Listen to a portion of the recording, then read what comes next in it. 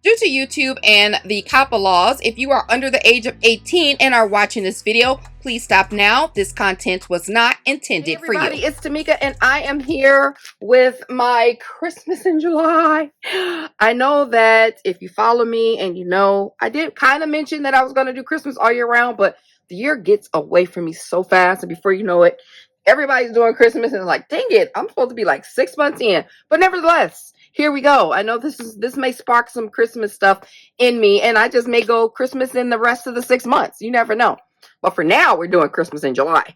So this is actually how I set myself up for swap, how I prepare myself for a swap. I am getting a bunch of newbies, so welcome to the Crafty community, and you guys are asking questions and sending emails, so thank you. I've had several personal consultations with many of you, and I'm so excited to get in to see what you guys are doing with what you've learned with me. So if you want to check out my personal consultation services, you can find the link in the description box below, or leave a comment and we can talk about it. But all that to say is I kind of want to give like how I do it.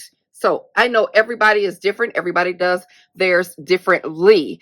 So I'm just going to share with you how I do how I get prepared for a swap, how my process is, how my brain kind of works a little bit. I mean, sometimes I can't figure out how my brains works itself, but I'm going to share with you like how it goes, and you guys can take it from there.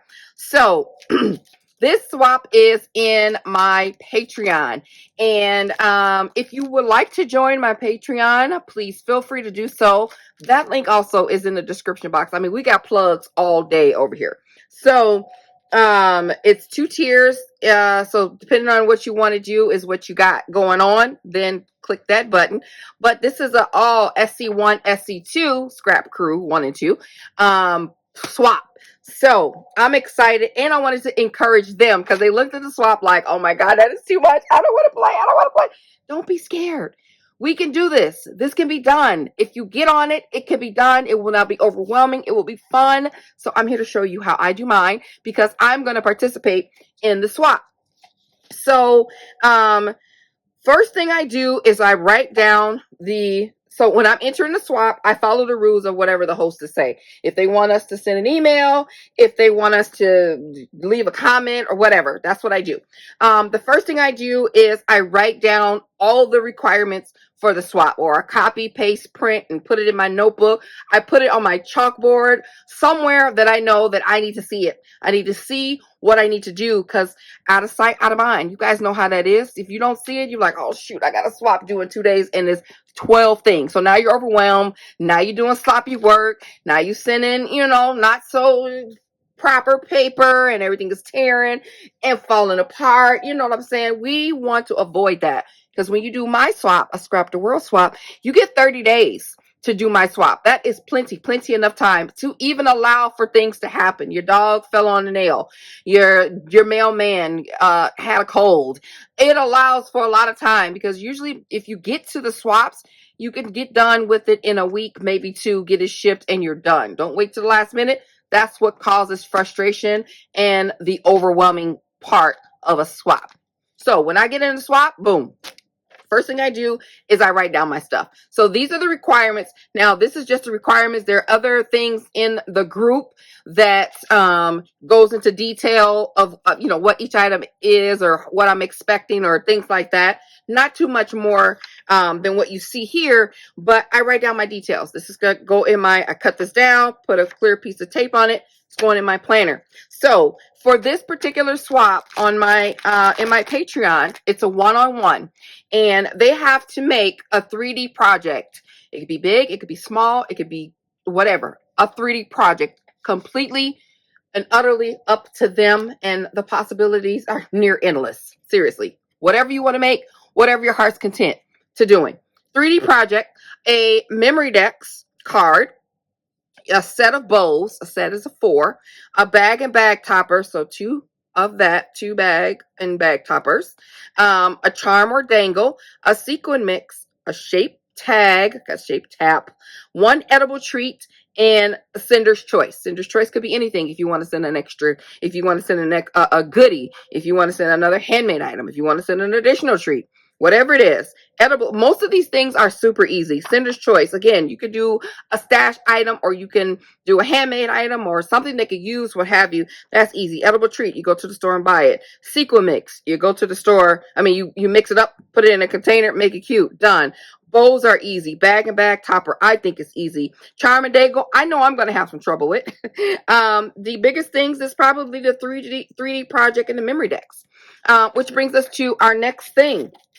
The first thing I do, like I said, I write down my swap. I write down the details when it's due. Christmas in July, due 7/30. All right. They will get their partners picked once the swap is closed, which is closed July 4th. So, pick my paper. So that's the second thing I do. So I know that this is a Christmas theme. I go through all of my, what paper do I want to work with? And it's not so much of, how can I say it? Because I don't want to deter you.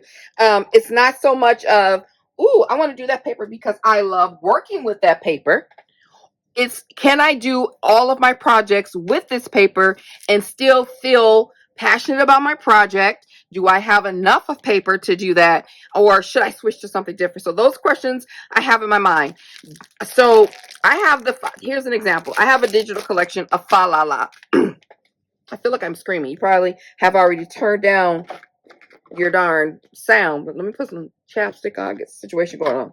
My voice is still, it's almost here. It's like 80+%, but okay. So here's the Fa La La digital paper collection. I printed it out last year, I think, and I really love it.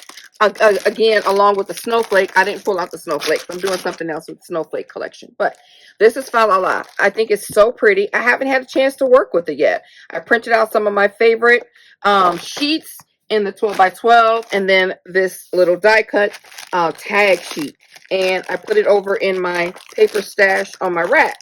So I was like, ooh, I can work Fa La La finally, you know. And I'm thinking, what else do I have with Fa La La? I could do some die cuts. I don't have any chipboard pieces. It's all digital. So I would have to go through and do all my digital work. You know, when you download digitals, you have to select them and get them all cleaned up and then put an offset so they can cut out and blah, blah, blah. So I'd have to do that with the Fa La La. And then I have to print more paper because I don't know if this will be enough. I mean, I got like 11 sheets. I don't know. So I was like, maybe I'll save this for something else because I have to do a lot of things over here. So maybe I'll save that for something else. I want to, but maybe I'll save it. Snow and Cocoa was my next choice. I was like, okay, I definitely have a lot of Snow and Cocoa. I have a lot of Snow and Cocoa ephemera, stamps, and things that match Snow and Cocoa because it's mint, white, pink, yellow. We have all those colors. If you're a pastel girl like me, you have all those colors in your stash. But I'm thinking, I did a lot of projects with Snow and Cocoa. I'm going to give that a break right now, but I definitely will come back. This is one of my favorites. Again, Snowflake, Snow and Cocoa, Fa La La, one of my favorites. The second thing is, so the second option, nope. It's the third option now. I said, oh, I have Merry Days. I haven't even worked with Merry Days at all. I have the Merry Days 12x12, and I have the Merry Days chipboard, and I have the Merry Days Element digital collection. So like 4 digital element collections that I have that I could do. And then I also have Hey Santa. I wasn't very fond of Hey Santa. I only have this pad, I believe, and then I have the rest of my chipboard from Hey Santa. But what I thought was, okay, I have Hey Santa. I want to go ahead on and get this on out of here. And I have the chipboard pieces, but I can also incorporate these two together. There's some interchangeable pieces that I could use, and I could mix and match 2 paper collections, get them down, and go ahead on about my business. So that's what I decided to do. I have a plethora of options. So I did that. I have the 12x12 and then the 2 chipboard 12x12s. And then I also went into my Merry Days digital collection and cut out some die cuts that I thought were cute. And not cut out, I printed And then I added my little registration marks, you guys know. So all I have to do is slide this in my silhouette. It'll cut a tiny little offset around these. And there are my die cuts. I can add these to heavyweight cardstock, or I can add them to lightweight chipboard and do some stitching, you know, so I can do that as well. So I'm going to do all of these 2 collections. This is going to be what I'm going to use for my one-on-one swap. And that's how I got there. This is how I got there. So these are the papers I'm going to use for my one-on-one swap. Now we have the date, we have our stuff wrote down, we have our paper that we have picked out. So I like to, you can do this 2 ways, or you do this multiple ways, but I like to start with my smallest project and then I work my way up to my largest project, because I love to create 3D projects. So those are the ones I'm most excited about. They're the ones I think you're going to take the longest, the most energy. Not that I'm saying, okay, you guys, this little sequin mix is whatever, so whatever. But no, it's just like, okay, I'm ready to do this. I'm going to take extra time, you know, make sure I got this right. Because 3D, you know, you got to make sure you follow, you know, the configurations and make sure everything is right. So I start small at the small, whatever I think is the smallest thing, and then I work my way up. And I try to do that for all of my swaps. Now, say if I had chosen to do my project in Fa La La, and I'm like, I really don't want to print any more paper. I want to use this paper. I want to use the paper that I have already tangible in my craft room. So that was another reason why I didn't pick Fa La La. I don't want to have to print any more paper unnecessarily, just because I want to use this collection. So I could go with something else as an alternative. So I'll have to print more paper, get this other stuff together. So so what if I had gone with this? This is like a slim number of sheets. So that means I'm going to start with my 3D project, and then I'm going to do my memory decks, and then I'm going to do my bag toppers and my shape tag, and then follow along there. You know, my bows is after that. So I'm going to work big project down if I know that I don't have enough paper. So you kind of gauge that way, because you can always kind of mix and match when you get to the smaller ones and add like the remnants with some cardstock or something like that. But bigger projects, we know you ran out of paper. We're like, oh, she ran out of paper. So most of her project is white cardstock with like a strip, or people start gluing things together. So you're like, you ran out of paper. But that's okay. Use your scraps. I'm all for it, as long as it looks good. So that's what I do. I start small and work up, because I know that I've already gauged what I'm going to use. It's to be enough paper. Now, in the event that I did use Fa La La, and I'm like, okay, I'm going to go through and take out all of the paper that I want to not use when I'm working my way up. So if I know I'm doing a big 3D project and I want to use this sheet, this is going to the side along with another sheet, just whatever I think is going to take to get that 3D project done, or that large project done. I take those papers out, put those to the side. If I'm doing a mini album, I take my covers out and put those off to the side. That way all the rest is free reign. Do whatever you want to do. But those covers, what I want to do, they're off to the side. If I want to do a cover and a lining on the inside, off to the side, so that there's no confusion about it. And then I have enough paper for what I need to do with the rest of the swaps. So that's how I, you know, pick my paper, pick my theme, pick the order in which I will do things. In this case, I'm going to start small and work my way up, because I have enough to work with. The next thing I do is I plan my theme. So in this case, what am I going to do for my 3D project? And what I decided to do for my 3D project is to make a so that's what I decided to make. And I purposely bleeped that out. You guys wait for it. You gotta wait for it. So I plan out what I'm gonna do, how I kind of picture, okay, these will look cute for my bows, this will look cute for my whatever, and then I kind of figure that out that way, just so I could kind of see how things are gonna work out, instead of having 50 million papers around and I'm just pulling from a pile of papers. So it's kind of a little bit organized, a little bit strategic. It just makes it better for me that way. Now, my days for crafting are Sundays. It's a dedicated day. My family knows. Please don't call me unless it's an emergency. Leave me alone. I'm going to be down here from morning till nighttime, late at night, with minimal breaks. I'm bringing my food down here. Sometimes no food, but definitely bathroom breaks. So that's the day that I set aside. And on that day, I say, I'm going to get done with A, B, C, D, whatever I think I'm going to get done. Of course, I have my chalkboard right here, and it's on the wall, so I know all the things that I have to get done. I'll either pick from that list. If I don't have it on that list, I may have it in my planner, but those are the only two places that I have things. There's not notes everywhere. It's either on the chalkboard or it's in my planner. So on my Sunday, I'm like, what needs to get done first? And that's how I do, you know, everything else. So on my craft day, Sunday, I say, I'm going to start my Christmas in July, which is what I'm doing now. And I'm going to do two things, which is make this video and get my paper out, get my stuff together. That's kind of, you know, that. And I have other things that I had to do that wasn't related to Christmas in July that I've already done, which you guys have already seen. It was the 4th of July. It was the 4th of July, these cards that I made. So I put these together, did a video on those, edited those. That was my first thing that I had to do on Sunday because Monday was 4th of July. So that was number one that I had to do. Number two thing was this. So that was my plan. If I got anything extra done, kudos. But those are the two things that I said I had to get done. So my fourth thing is I plan my theme. I start and I dedicate my time.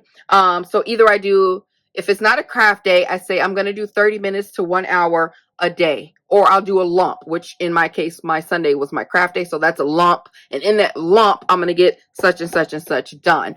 But if I don't have a lump, like if you don't have a lump and you have small kids or you work and you can't get to it, then do a 30-minute a day. And then that means, what can you do in 30 minutes? If you're going to take one of your projects, let's just say you're going to take your 3D project and it's going to take you 3 days to do it because it's going to take maybe an hour and a half to put the whole thing together. Do your 30, do your 30, do your 30. You're done. And then that you can kind of gauge and just stay consistent with that. That way you don't have an overwhelming lump of things to do at the end of the month and your swap is due. And then we see how it looks when you wait it to the end. So we want to avoid that. So, and that last thing ties into what I just said, which is just set a schedule. I'm not going to spend 7 days a week working 30 minutes to an hour a day on crafting. But one day I will spend, 10 hours on a Sunday, and then 2 or 3 days out the week, I'll spend 30 minutes. And that's it. But just be dedicated, be consistent, and be without distractions and get your stuff done. So those are my little tips. I hope you don't think I'm fussing. I'm just trying to let you know how my brain thinks. So if you have any questions on what I said just now, then leave them down below and I'll answer them in the comment section. You guys be sure to check down there if there's any questions you're thinking about asking. See what's down there and see if somebody else already asked it. So I encourage you guys to do that. Ask, okay, so what do you do when you blah, blah, blah? What do you do? How do you, blah, blah, blah, blah, blah. Whatever questions you have, feel free to leave them down below. So that's it. So right now we got my paper all picked out. What I'm going to do is run these through my silhouette, and I'm going to get these all cut out so I can have them ready to go.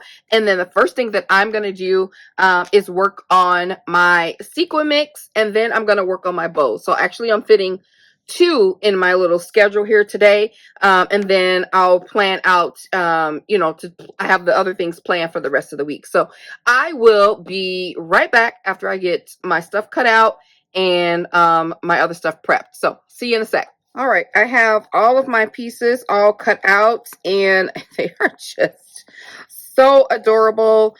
I cut, just size everything. I usually, when I'm doing my digital stuff, I'll put like a reference shape of what I'm doing. So for this, it will be like a card or a bag topper or something like that. So I will make that kind of shape and size and just kind of put my die cuts in their size accordingly. So I just go with different sizes. I don't have really a rhyme or reason.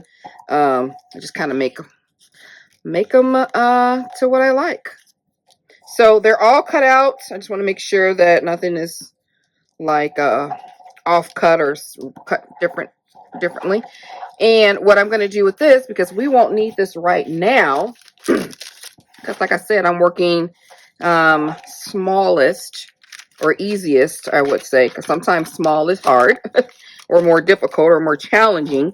I'm working easiest on my way up. So with this out of the way, I don't have to have my machine on my station or anything like that. That could be put away unless I'm going to cut something else out, I'll just bring it back. But for now, I'm good to go. So that is my bag of die cuts. for the project. So I am going to be making the sequin mix and packaging it up. It's going to be really easy, really quick, really simple. So that's what I'll be doing. And then we'll end this video and I'll come back with the rest of the swaps, you know, as I put them together, so you guys can see how I do, you know, my program, how I plan everything out or how I do it. Some things I won't be doing a start to finish for. Obviously, like the 3D project, putting it together, I mean, that could take a while. So I want these videos to be quick so you guys can just get inspiration from them. So I'm going to grab my sequence stuff and go ahead and get my sequence mix put together. So what I like to do is grab the chipboard pieces or the ephemera pieces or even the cardstock cover, the paper cover, to get the color scheme. I mean, I should already know what colors, but nothing like looking at it and like picking out stuff that you think will work. So I know I want some red, some peaches, some gold, you know, a little bit of black, some forest green, some pink, white, that kind of thing. So that's what I do. I go through and I pick out, you know, things that I think will work and work together. And then that's when I go grab all of my little bits and bobbles from my mix. All right, this is what I grabbed out of my bin. I have the colors that I just named. I do have some different sizes, and then I got some seed beads to help everything move around in there. These are from Creative Wholesale Mojo Studio. These are as well as these two. I think this whole row here is from Ariel's shop. These are Hobby Lobby. This is Dollar Tree. These came from Swaps, I believe, from Kathy, who's Canadian Scrapper Girl. This came from a rack that I got, and then these come from my stash or wherever I get those from. So I have my little bowl, excuse me, and I have my little mixer, and I'm just going to start. I'm going to grab my tape, have that handy for the things that are not open. I'm going to start making just a little mix. I kind of keep everything a little bit open, and then I also got to keep in mind of the vessel that I'm going to use, so I don't over you know, fill it. But I know that I'm going to make extra because I'll be putting sequin, you know, little sequin mixes and stuff inside the packaging that I do. So I know that I'm going to be using a lot of extra stuff. So I like these cute little white ones. They look like little snowflakes. They have like a little bit of an iridescent, gives us like a little shimmer. I usually just do a couple scoops, and then I come back around after I mix everything all together and see what I need to add extra. These peppermints, or these candy canes, I wasn't sure if I was going to add them or not. There are candy canes in the paper collection, but I don't want them to look odd inside the mix. So I'm going to wait till I get done with the mix, and then we'll see what it's looking like. I think that's enough of that. I'm going to add some seed beads. Seed beads help to move things around in your shakers. So like if you're making like shaker embellishments, these little things help to move stuff around rather than just having your sequin in there. I'm just gonna add a little bit of black because I know that I'm adding some of this black, not too much, just a little taste.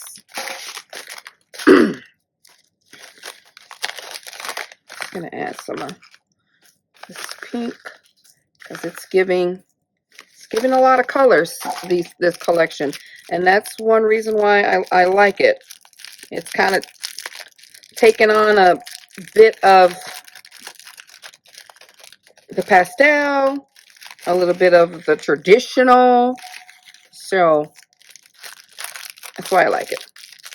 And then I know I want to add some green. I'm adding these two-tone pinks because they have hearts in them. Let's just do a little bit. I know that I want to add some green, but I'm not necessarily sure if that dark green is the answer. Let's mix this up. Oh, that's really cute. So pretty. It needs more red. And that's what I do. It's like a seasoning mix. You add a little bit, season the taste. I need a little bit more red. And some more white. Oh, I didn't even add the white. I wanted to add these little iridescent sequins. Ooh, do we have a hole somewhere? I'm giving you that Christmas shimmer without giving you that Christmas shimmer, right? This is so cute. Does this not look like Merry Days? Does this not look like Merry Days? Okay. I'm going to add a little bit more of these little gold balls. And I'm going to go with this bottom green. I just went and put it next to the green that's in the paper. And let's just see. Just a little bit. All right. I'm going to say heavy on these gold balls. Let's counteract that with a little bit more pink and white. I'm not going to add the candy canes. I think that's just going to throw things off. I'm looking for the other pink bag that I had. The Ziploc. Oh, there it is right there. Not the Ziploc, but this one. This soft glamour pink. And like I said, I need a big bowl. Oh my gosh. That is just gorge. That is my sequin mix in all of its glory. Looking yummy. So pretty. All right, let's get all of these little bits in here. This is a very pretty sequin mix. I love it. So let me show you. Just leave that there. Let me give you this paper. Oops. I meant Hey Santa. Is this not giving you Hey Santa vibe? Does this not give you the Hey Santa vibe? Yep, it does. So, winner, winner, chicken dinner. We did a good job. So I'm going to put all this stuff away and then we're going to package it up. So, this is what I'm going to use. I got these last year, or maybe the year before, at the Target dollar spot. They're shatterproof ornaments. They were from the $3 spot. And they're shaped like the cutest little ornament. So, what better way to package that up than to put it in an ornament? And then I have some trim and some twine.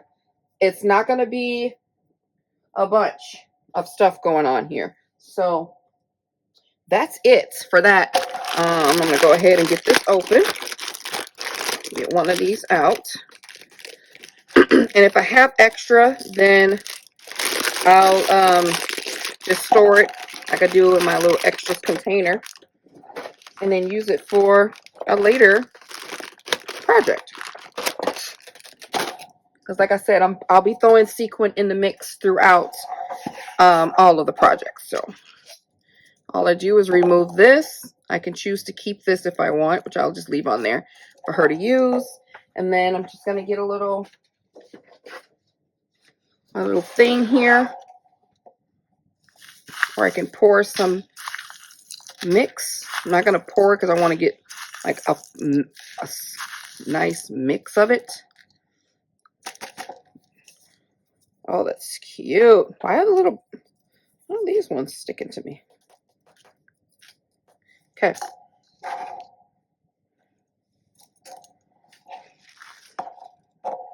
Give this a little pinch.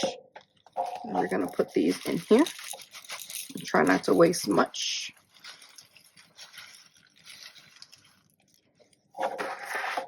Well, Oh, I guess I have them. I have to make some more.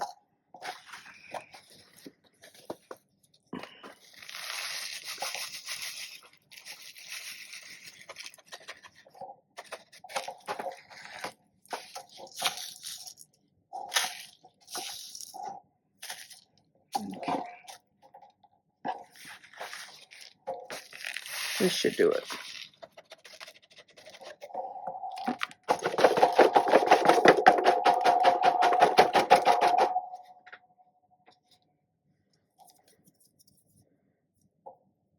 Okay, there's some static electricity happening with the black ones, obviously.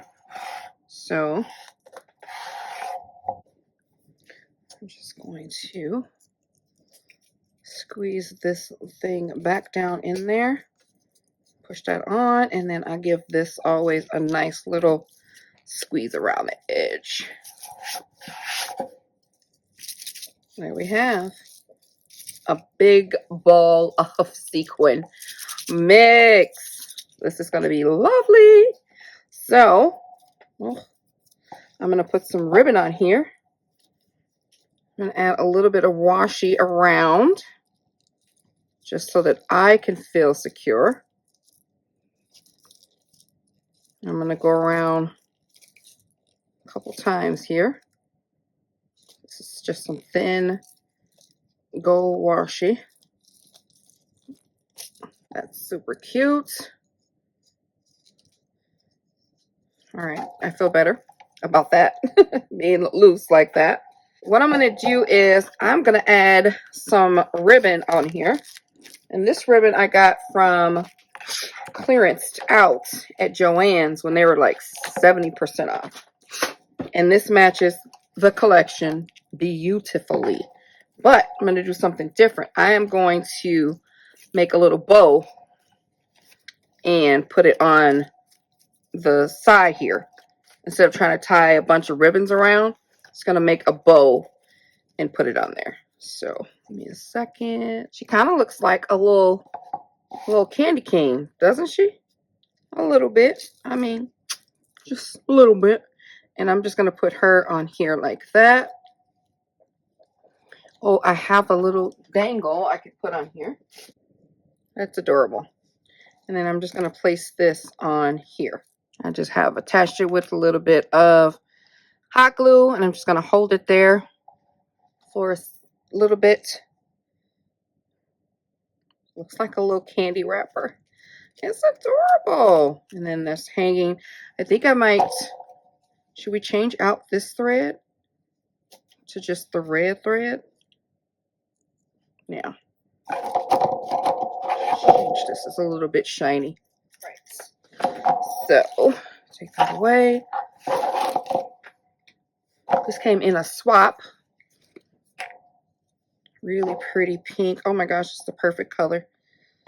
And then take a little bit, and I'm going to leave this over here because it matches the swap. So that's going to become part of my arsenal. And then I'm just going to thread this through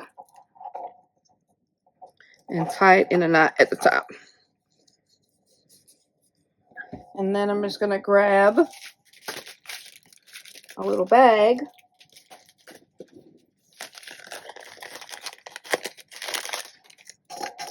to put the rest of this mix in.